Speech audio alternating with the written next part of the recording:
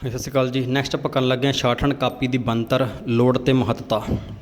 ਪੂਰੀ dictation ਲਿਖਾਂ, ਨਾਲੇ dictation ਲਿਖ ਲਾਂਗੇ, ਨਾਲੇ ਆਪਾਂ ਨੂੰ ਆਪਣੀ ਨੋਟਪੈਡ ਬਾਰੇ ਜਾਣਕਾਰੀ ਮਿਲ ਜੂਗੀ। ਉਹ ਆਪਾਂ ਨੋਟਪੈਡ ਕਿਉਂ ਯੂਜ਼ ਕਰਦੇ ਹਾਂ, ਕੀ ਫ਼ਰਕ ਹੁੰਦਾ ਨੋਰਮਲ ਰਜਿਸਟਰ ਅਤੇ ਨੋਟਪੈਡ ਦਾ।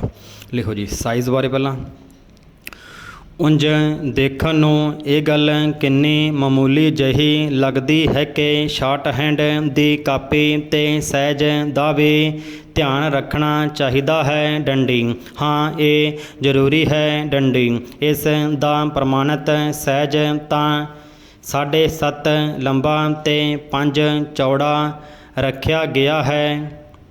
ਇਸ ਖੇਤਰ ਨਾਲ ਸੰਬੰਧਿਤ ਕਈ ਮਾਹਿਰ ਕਾਪੀ ਦੇ ਅਜਿਹੇ ਸਾਈਜ਼ ਰੱਖਣ ਦੀ ਗੱਲ ਨੂੰ ਜਾਇਜ਼ ਸਿੱਧ ਕਰਨ ਲਈ ਇਹ ਦਲੀਲ ਦਿੰਦੇ ਹਨ ਕਿ ਇਹ ਨਿਵੇਕਲੇ ਕਿਸਮ ਦਾ ਸਾਈਜ਼ ਹੈ, ਜਿਸ ਨਾਲ ਕਾਪੀ ਦੀ ਪਹਿਚਾਣ ਕਰਨੀ ਸੌਖੀ ਹੁੰਦੀ ਹੈ। ਪਰ ਇਸ ਗੱਲ ਦੀ ਮਹੱਤਤਾ ਕੇਵਲ ਇੰਨੀ ਹੈ ਜਿਸ ਤਰ੍ਹਾਂ ਬਖਤ ਤੇ ਮੁਰਗੀ ਦੀ ਪਹਿਚਾਣ ਕਰਨੀ ਹੋਵੇ। ਡੰਡੀ, ਦਰਅਸਲ ਇਸ ਪਿੱਛੇ ਬਹੁਤ ਹੀ ਸਰੀਰਕ ਵਿਗਿਆਨ ਦੀਆਂ ਖੋਜਾਂ ਕੰਮ ਕਰਦੀਆਂ ਹਨ, ਜਿਨ੍ਹਾਂ ਦੀ ਬਦੌਲਤ ਸ਼ਾਰਟਹੈਂਡ ਦੀ ਕਾਪੀ ਦਾ ਉਪਰੋਕਤ ਸਟੈਂਡਰਡ ਸਾਈਜ਼ ਰੱਖਿਆ ਗਿਆ ਹੈ। ਡੰਡੀ, ਤਜਰਬੇ ਦੀ ਬਿਨਾਂ 'ਤੇ ਇਹ ਨਿਸ਼ਕਰਸ਼ ਕੱਢਿਆ ਗਿਆ ਹੈ ਕਿ ਸਾਡੇ ਹੱਥ ਦੀ ਹਥੇਲੀ ਨੂੰ ਆਧਾਰ ਮੰਨ ਕੇ ਉਸ ਦੀ ਗਤੀਵਿਧੀ ਤੇ ਫੈਲਾਅ ਦੀ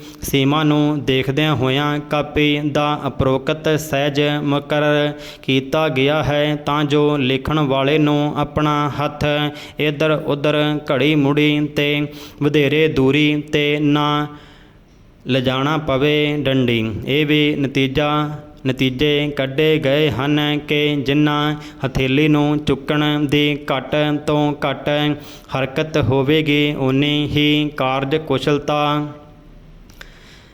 ਵੱਧ ਹੋਵੇਗੀ ਅਤੇ ਵੱਧ ਕਾਰਜਕੁਸ਼ਲਤਾ ਦਾ ਸਿੱਧਾ ਅਸਰ ਸਪੀਡ ਦੇ ਵਾਧੇ 'ਤੇ ਪੈਂਦਾ ਹੈ। ਡੰਡੀ, ਇਸ ਲਈ ਉਪਰੋਕਤ ਆਧਾਰਾਂ ਕਾਰਨ ਹੀ ਸ਼ਾਰਟਹੈਂਡ ਕਾਪੀ ਦਾ ਇਹ ਸਾਈਜ਼ ਅਧਿਕਤਮ ਲਾਹੇਵੰਦਾ ਗਿਣਿਆ ਗਿਆ ਹੈ। ਡੰਡੀ, ਇਸ ਸਾਈਜ਼ ਦੀ ਕਾਪੀ ਉੱਤੇ ਸ਼ਾਰਟਹੈਂਡ ਲਿਖਣ ਲੱਗਿਆਂ ਨਤੀਜੇ ਬਾਕੀ ਕਿਸੇ ਵੀ ਸਾਈਜ਼ ਦੀ ਕਾਪੀ 'ਤੇ ਲਿਖਣ ਨਾਲੋਂ ਅਵੱਸ਼ ਹੀ ਚੰਗੇ ਨਿਕਲਣਗੇ। ਡੰਡੀ, ਜਿੱਥੋਂ ਤੱਕ ਕਾਪੀ ਦੀ ਮੋਟਾਈ ਦਾ ਸੰਬੰਧ ਹੈ, ਉਸ ਬਾਰੇ ਲਿਖਿਆ ਜਾਂਦਾ ਹੈ ਕਿ ਵਧੇਰੇ ਚੰਗਾ ਹੋਵੇਗਾ ਜੇਕਰ ਅਜਿਹੀ ਕਾਪੀ ਵਰਤੀ ਜਾਵੇ ਜਿਸ ਦੀ ਮੋਟਾਈ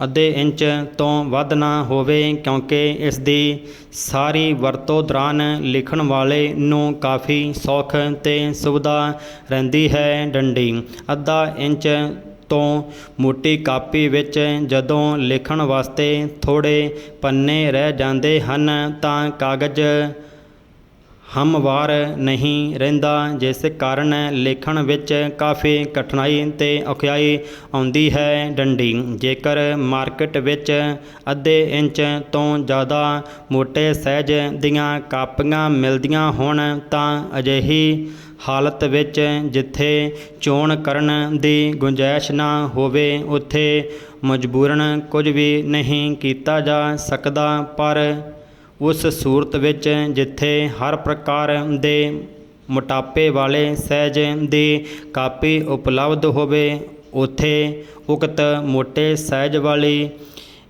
ਅੱਧਾ ਇੰਚ ਮੋਟੀ ਸਟੈਂਡਰਡ ਨੋਟਬੁੱਕ ਨੂੰ ਹੀ ਲੈਣ ਦੀ ਤਰਜੀਹ ਦੇਣੀ ਚਾਹੀਦੀ ਹੈ। ਡੰਡੀ, ਕਾਗਜ਼ ਦੀ ਕਿਸਮ ਸ਼ਾਰਟਹੈਂਡ ਨੋਟਬੁੱਕ ਵਧੀਆ ਕਿਸਮ ਦੇ ਕਾਗਜ਼ ਦੀ ਬਣੀ ਹੋਣੀ ਚਾਹੀਦੀ ਹੈ ਅਤੇ ਇਸ ਦਾ ਕਾਗਜ਼ ਚਿਕਨਾ ਤੇ ਮੁਲਾਇਮ ਨਹੀਂ ਹੋਣਾ ਚਾਹੀਦਾ। ਡੰਡੀ, ਅਜਿਹੇ ਕਾਗਜ਼ 'ਤੇ ਲਿਖਦੇ ਸਮੇਂ ਸਿਆਹੀ ਦੀ ਲਕੀਰ ਸਾਫ਼ ਤੇ ਠੀਕ ਲੱਗਦੀ ਹੈ ਅਤੇ ਹੱਥ ਵੀ ਨਹੀਂ ਤਿਲਕਦਾ ਡੰਡੀ।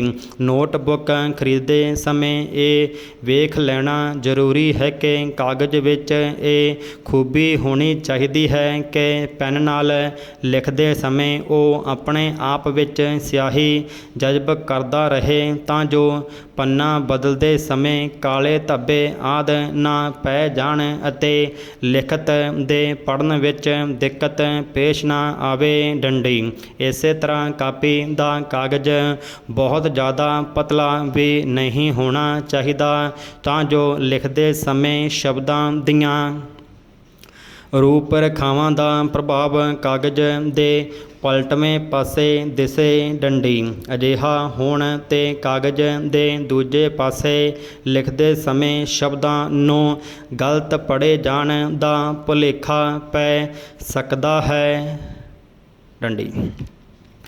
ਸ਼ਾਰਟ ਹੈਂਡ ਦੀ ਕਾਪੀ ਵਿੱਚ ਜਿਹੜੀਆਂ ਲਕੀਰਾਂ ਮਾਰੀਆਂ ਜਾਂਦੀਆਂ ਹਨ, ਉਹਨਾਂ ਦਾ ਮੰਤਵ ਇਹੀ ਹੁੰਦਾ ਹੈ ਕਿ ਉਹ ਸ਼ਾਰਟ ਹੈਂਡ ਲਿਖਣ ਵਾਲੇ ਨੂੰ ਇਸ਼ਾਰੇ, ਮਾਤਰ, ਸੇਧ ਤੇ ਲਾਈਨਬੰਦੀ ਦਾ ਅਹਿਸਾਸ ਕਰਵਾ ਸਕਣ ਡੰਡੀ। ਇਸ ਦੇ ਇਲਾਵਾ ਇਹਨਾਂ ਲਕੀਰਾਂ ਦਾ ਇਹ ਵੀ ਲਾਭ ਹੁੰਦਾ ਹੈ ਕਿ ਸ਼ਾਰਟ ਹੈਂਡ ਵਿੱਚ ਸ਼ਬਦਾਂ ਨੂੰ ਵਧੇਰੇ ਰਫ਼ਤਾਰ 'ਤੇ ਲਿਖਦੇ ਸਮੇਂ ਜਦੋਂ ਕਈ ਵਾਰ ਸਟ੍ਰੋਕਾਂ ਨਾਲ ਸਵਰਾਂ ਲਈ ਨਿਸ਼ਚਿਤ ਸਵਰ ਚਿੰਨ੍ਹ ਜਲਦੀ ਵਿੱਚ ਪੈਣੋਂ ਰਹਿ ਜਾਂਦੇ ਹਨ, ਤਾਂ ਅਜਿਹੀ ਸਥਿਤੀ ਵਿੱਚ ਲਾਈਨ ਤੋਂ ਉੱਪਰ ਲਾਈਨ 'ਤੇ ਅਤੇ ਲਾਈਨ ਨੂੰ ਕੱਟ ਕੇ ਲਿਖੇ ਗਏ ਸ਼ਬਦਾਂ ਨੂੰ ਪੜ੍ਹਨ ਲਈ ਸਾਰੇ ਦੇ ਸਾਰੇ ਸਵਰ ਚਿੰਨ੍ਹ ਦੀ ਥਾਂ 'ਤੇ 2-3 ਸਵਰ ਚਿੰਨ੍ਹ ਲਗਾ ਕੇ ਚੈੱਕ ਕਰਨ ਉਪਰੰਤ ਵਾਕ ਦੀ ਬਣਤਰ ਦੇ ਆਧਾਰ 'ਤੇ ਇਹ ਅੰਦਾਜ਼ਾ ਲਗਾਇਆ ਜਾ ਸਕਦਾ ਹੈ ਕਿ ਇੱਥੇ ਕੀ ਸ਼ਬਦ ਆਉਣਾ ਚਾਹੀਦਾ, ਜਦਕਿ ਲਾਈਨ ਰਹਿਤ ਕਾਪੀ 'ਤੇ ਵਿਸ਼ੇਸ਼ ਕਰਕੇ ਅਜਿਹੇ ਸ਼ਬਦਾਂ ਦੀਆਂ ਰੂਪ ਰੇਖਾਵਾਂ ਪੜ੍ਹਨ ਵਿੱਚ ਬਹੁਤ ਕਠਿਨਾਈ ਆ ਸਕਦੀ ਹੈ ਡੰਡੀ। ਇਸ ਦੇ ਇਲਾਵਾ ਸ਼ਬਦ ਚਿੰਨ੍ਹਾਂ ਨੂੰ ਵੀ ਲਿਖਣ ਸਮੇਂ ਕਾਪੀ 'ਤੇ ਛਪੀ ਲਾਈਨ ਨੂੰ ਹੀ ਮੁੱਖ ਰੱਖਿਆ ਜਾਂਦਾ ਹੈ ਡੰਡੀ। ਸ਼ਾਰਟ ਹੈਂਡ ਕਾਪੀ ਦੀਆਂ ਲਕੀਰਾਂ ਦੀ ਰੰਗਤ ਬਹੁਤ ਡਿਮ ਲਾਲ ਹੋਣੀ ਚਾਹੀਦੀ ਹੈ ਡੰਡੀ।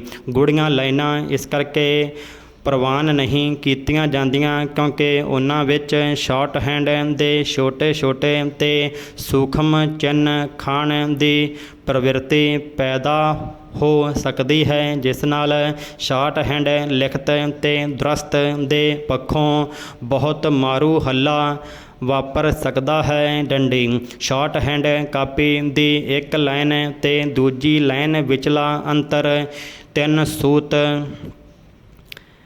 ਹੋਣਾ ਚਾਹੀਦਾ ਹੈ ਡੰਡੀ। ਇਸ ਦੇ ਵੀ ਕੁਝ ਆਪਣੇ ਹੀ ਅਰਥ ਹਨ ਡੰਡੀ। ਜੇਕਰ ਸ਼ਾਰਟ ਹੈਂਡ ਦੇ ਸ਼ਬਦਾਂ ਦਾ ਚੱਕਰ, ਚੈਨ ਤੇ ਆਕਾਰ ਦੇਖਿਆ ਜਾਵੇ ਤਾਂ ਲਾਈਨਾਂ ਵਿਚਲੀ ਉਕਤ ਸਪੇਸ ਵਿੱਚ ਇੱਕ ਦੂਜੀ ਲਾਈਨ ਦੇ ਅੱਖਰਾਂ ਦੇ ਰਲਣ ਦੀ ਸੰਭਾਵਨਾ ਬਹੁਤ ਘੱਟ ਹੁੰਦੀ ਹੈ, ਪਰ ਜੇਕਰ ਇਹਨਾਂ ਲਾਈਨਾਂ ਵਿਚਲੇ ਅੰਤਰ ਨੂੰ ਇੱਕ ਦੂਜੇ ਦੇ ਇੱਕ ਸੂਤ ਨੇੜੇ ਕਰ ਦਿੱਤਾ ਜਾਵੇ ਤਾਂ ਸ਼ਾਰਟ ਹੈਂਡ ਸ਼ਬਦਾਂ ਲਈ ਇੱਕ ਵਾਧੂ ਭੀੜ ਭੜੱਕਾ ਬਣ ਜਾਵੇਗਾ ਤੇ ਸਾਨੂੰ ਪਤਾ ਹੀ ਹੈ ਕਿ ਭੀੜ ਭੜੱਕੇ ਵਿੱਚ ਸਹੀ ਰਸਤਾ ਲੱਭਣਾ ਔਖਾ ਹੋ ਜਾਂਦਾ ਹੈ ਡੰਡੀ। ਜੇਕਰ ਇਸ ਦੇ ਉਲਟ ਲਾਈਨਾਂ ਵਿਚਲੇ ਆਕਾਰ ਦਾ ਫਾਸਲਾ 1-2 ਸੂਤ ਹੋਰ ਵਧਾ ਦਿੱਤਾ ਜਾਵੇ ਤਾਂ ਉਹ ਨਿਰੋਲ ਫਜ਼ੂਲ ਖਰਚੀ ਹੀ ਹੋਵੇਗੀ ਡੰਡੀ, ਜਿਹੜੀ ਸ਼ਾਰਟ ਹੈਂਡ ਦੇ ਵਿਦਿਆਰਥੀ ਕਿਸੇ ਵੀ ਹਾਲਤ ਵਿੱਚ ਨਿਭਾ ਨਹੀਂ ਸਕਦੇ, ਕਿਉਂਕਿ ਅਜਿਹਾ ਕਰਨ ਵਿੱਚ ਵੀ ਸਿੱਧੇ ਜਾਂ ਅਸਿੱਧੇ ਰੂਪ ਵਿੱਚ ਸ਼ਾਰਟ ਹੈਂਡ ਲਿਖਣ ਦੀ ਗਤੀ 'ਤੇ ਮਾੜਾ ਅਸਰ ਪੈ ਸਕਦਾ ਹੈ ਡੰਡੀ।